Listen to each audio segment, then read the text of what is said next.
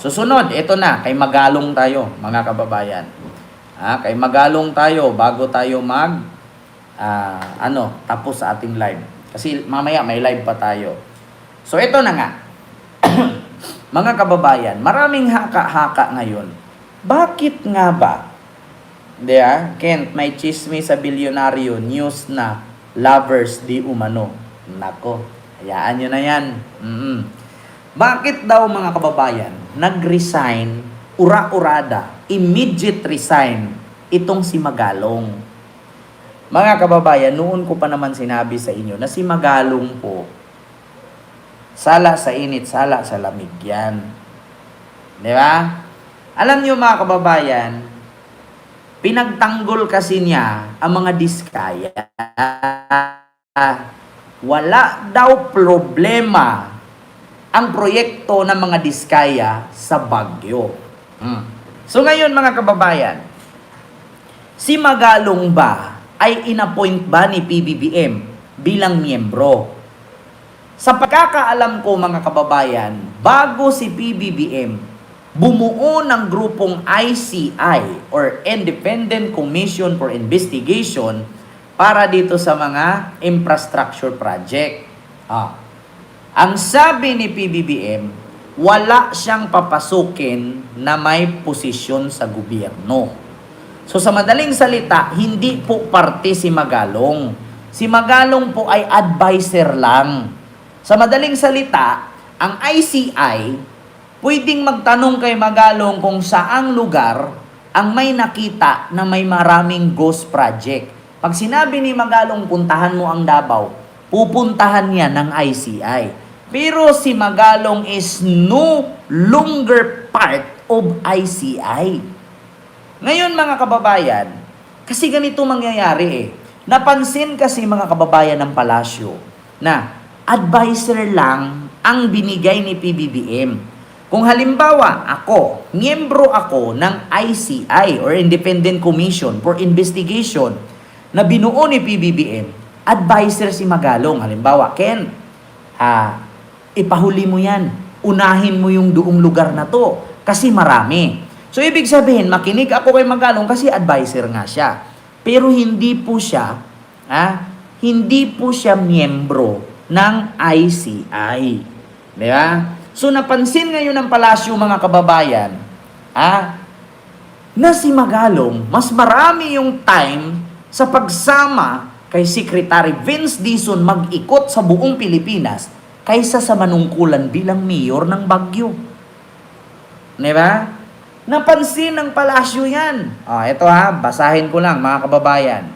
Post po ito ng GMA. Ito po, bakit nag-resign si Baguio City Mayor Magalong? Ito po mga kababayan. Ayan. This was not an easy choice. Sabi ng GMA yan. But one I believe in necessary, sabi ni Magalong, ito ang naging pahayag ni Baguio Mayor Magalong. Benjamin Magalong. Matapos niyang magbitiw bilang special advisor sa ICI ni PBBM ng Independent Commission on Infrastructure or ICI. Sa kanyang official statement na inilabas ngayong September 27, sinabi niyang nagdulot ng pagdududa sa ICI. Ito na. Ang ilang recent developments. Ito nakalagay sa GMA News yan. Binasa ko lang. At ayaw niyang humantong ito. Saan ba hahantong? Sa paghina ng mandato ng komisyon. I refuse to allow this doubt to weaken the ICI and its mandate. Sabi ni Magalong. That is why I have the choosing to step aside, not to abandon the fight, but to protect the very integrity. Ayan, sa kanyang resignation letter na effective immediately. Diba? Binigyang diin ni Magalong na hindi raw possible ang kanyang patuloy na paninilbihan sa komisyon. ano pa? Matapos ang maging pahayag ng palasyo, anong sabi ng palasyo? Hingil sa kanyang appointment. Kasi pinaliwanag ni Yossi Clear yan eh. Kalakip pa raw rito, ano pa? Ang mga sitwasyon umano'y nagdudulot. Binasa ko lang ng pagdududa sa pagiging independent ng ICI. Ano nga ba ang mga nangyayari? Bago mag-resign si Mayor Magalong, ayan na, sa isang press conference noong September 26, binasa ko lang inanunsyo ni Palace Press Officer, Undersecretary Attorney Claire Castro, na inutusan ni Pangulong Ferdinand Marcos Jr., ayan na, binasa ko lang ang kanyang legal team para suriin ang designation nino? Ni appointment ni Magalong. Eto na. Inutusan daw ni PBBM upang tignan kung may posibleng conflict of interest. Eto na. Sa pagitan ng kanyang posisyon sa komisyon. Conflict of interest daw. At sa pagiging mayor niya ng Baguio City. Kita niyo mga kababayan? So conflict of interest po talaga. Conflict po ang schedule niya. Bakit? Napansin kasi ni PBBM at ng palasyo mga kababayan na mas marami pang panahon si Magalong na mag-ikot at sumama sa Independent Commission for Infrastructure Investigation kaysa manungkulan bilang mayor ng Baguio City. Kaya po ang tinatawag po doon ay conflict po ang kanyang schedule. Instead na pahalagahan niya at silbihan niya ang mga taga Baguio, ay mas pinaprioritize ni Magalong ang pagsama sa ICI, pag-ikot sa ICI, kaya nawawala na ang mayor ng Baguio na punta na sa ICI. Kaya ngayon mga kababayan, kung ikaw presidente, hahayaan mo ba na masira ang Baguio? Sisihin ka ng taong bayan doon? Sisihin ka ng mga constituent ni Magalong? Kasi bakit? Sa panahon na may problema, sa panahon na magkaroon ng immediate problem, sinong magre-respond kung ang mayor nila wala dyan, nandoon sa Caturato pumupunta ng bundok na tumitingin ng mga project. So hindi po hahayaan ni PBBM na masira ang kanyang pangalan dahil lang dyan sa conflict schedule, conflict time, at conflict of interest ni Magalong. At higit sa lahat mga kababayan, eto pa. Hindi ko lang sure kung isa din ba ito sa rason kung bakit si Magalong mga kababayan ay biglang nagretiro. Kasi bakit? According po dito mga kababayan, 110 million St. Gerald construction project sa Baguio, legal at sumunod sa batas. Hindi ba dahil yan sa tennis court na 110 million ang halaga? Sumabit kasi si Magalong. Diba? Binigyan lang ng pain ni PBBM. Kumagat sa pain. Ayun na, bukayo.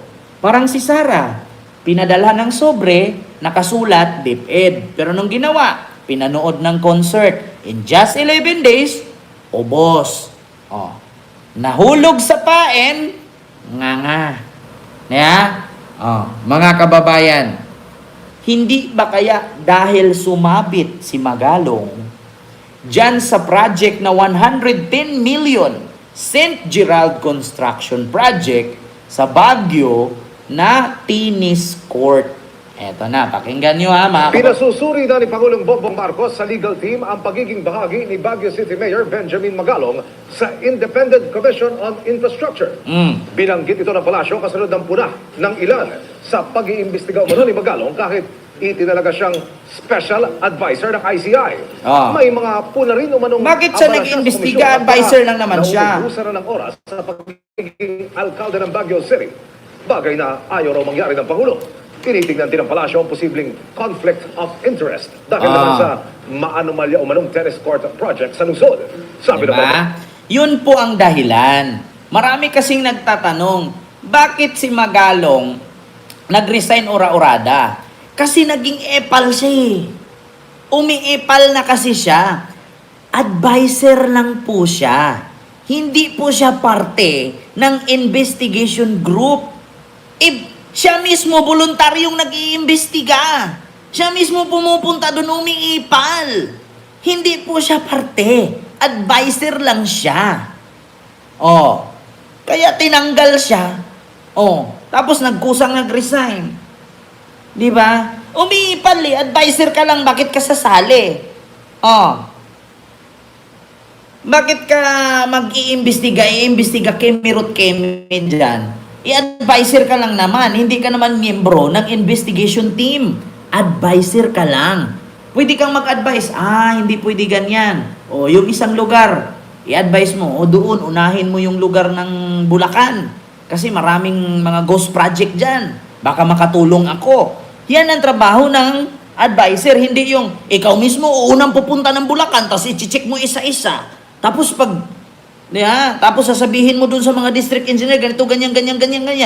Ang tanong, hindi ka naman pala miyembro ng ICI. Tapos ngayon, sumabit ka pa sa 110 million ng St. Gerald dyan na tennis court.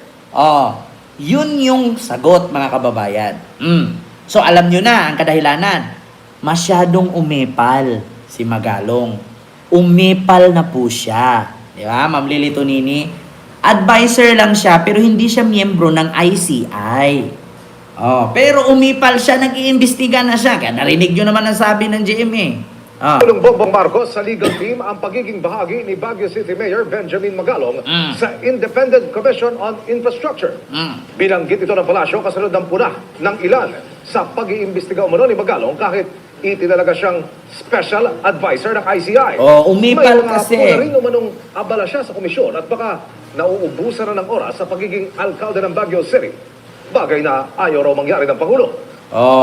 Mas marami yung time sa pag-iimbestiga niya at sumali siya mag-iimbestiga kaysa sa trabahuin yung pagiging mayor niya ng Baguio. Parang, mahabuso lumalaki ulo. Porkit sinali ka ni PBBM dyan, parang umiipal ka na. Parang, alam niyo yung langaw ka lang pumatong sa kalabaw, naging kalabaw ka na rin. Yan ang mahirap. They resign. So yun ang katotohanan, mga kababayan. Ngayon, ang pangalawang tanong. Unang tanong, bakit nga ba siya pinaresign? O bakit siya nag-resign? Bakit siya tinanggal? Kasi epal. Yun. Pangalawa, sinong papalit? Ito na ang tanong. Sino nga ba ang papalit? Ako, mga kababayan, ayaw kong pangunahan. Ang sabi ni PBBM noon, hindi ka dapat politician. Wala kang posisyon sa gobyerno. Pwede politician as long as wala pang posisyon sa gobyerno. Ang tanong ko lang, hindi kaya si Trillanes o si General Torre? Dalawa lang. Or di kaya si Abalos. Si Binhor Abalos. Tatlo lang. Si Binhor Abalos, si Trillanes, si General Torre. Yun lang ang aking tanong ngayon. Or else, si General Torre at saka si Trillanes. Yun lang. Kasi actually, si General Torre is part pa rin ng PNP. So, hindi naman po pwede siguro na si General Torre ilagay dyan, tapos PNP siya. Pero actually, mga kababayan, si General Torre ngayon naka-floating pa eh. Diba? Naka-floating pa si General Torre. Si Trillanes, talaga, malaki ang tsansa. Malaki ang tsansa ni Trillanes. Kasi si Trillanes, transparent yan. Ni isang kusing yan, walang ninakaw yan. Ako na mismo nagsabi, kung may ninakaw yan, edi sana matagal yang nakulong. Tingnan nyo, kinulong lang kasi kinalaban niya ang pagiging kurakot ni Gloria noon.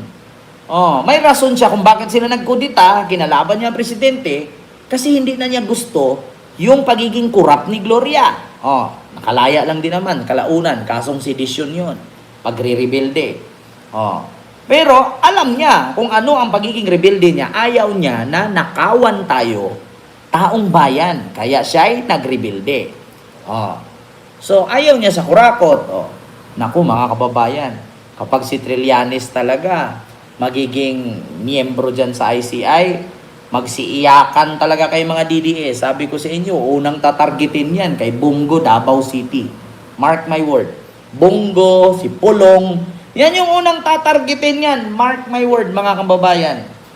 Sabi pa nga ni Trillanes, mga kababayan, doon sa post niya na mamaya, isa yan sa pag-usapan natin. Sabi ni Trillanes na bakit nyo gagawing state witness yung BGC boys? Isa yan sa mga kasabwat ni Digong sa pagnakaw nung panahon ni Digong. Dapat hindi nyo gagawin yung mga state witness kasi yan yung mga magnanakaw. Pwede nyo gawing state witness, kunin nyo yung mga perang ninakaw nila. Katulad kay Bryce Hernandez, binalik yung mga mamahaling sasakyan. Kay Diskaya, naibalik ba? Parang wala naman ako nakitang naibalik. Yung iba, konti lang, 80 kasasakyan, 12 lang ang nakuha. Nasaan yung iba? Tanong ko lang, hindi kaya si Trillanes or si General Torre ang papalit kay Magalong? Tatanong lang po. So yun lamang mga kababayan, yung ating live ngayon. Hindi ko na masyadong habaan kasi mamaya 8:30 may live po tayo ulit. Live tayo ulit mga kababayan, 8:30. Mamaya. So maraming salamat po.